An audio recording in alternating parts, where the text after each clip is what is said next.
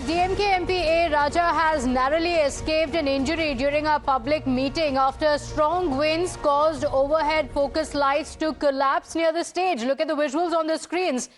In the background, you can see MK Stalin and Udayanidhi Stalin's pictures, and A. Raja was speaking at the podium when suddenly the lights fall straight on the podium. My colleague Varshini is joining us on the broadcast with the details. And look at the visuals. The strong winds caused the overhead focus lights to collapse.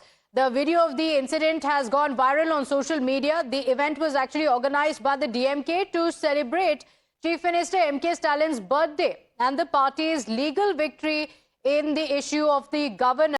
But it took a dramatic turn when the heavy lights that were mounted on the steel rods toppled during Raja's speech. Dharani is joining us on the broadcast with the details. Dharani, it was a very narrow escape for A. Raja, as we're seeing in the dramatic visuals.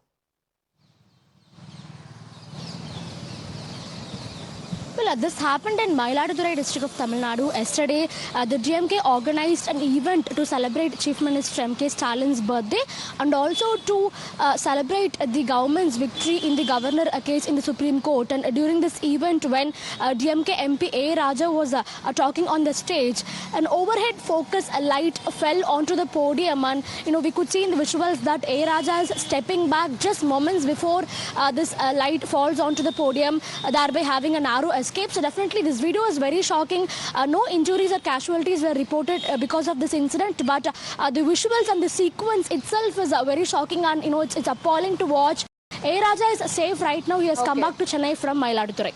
Okay, all right. A. Raja is safe because he moved from there just moments when it was happening. Thank you for joining us with those details. Quick break on that note.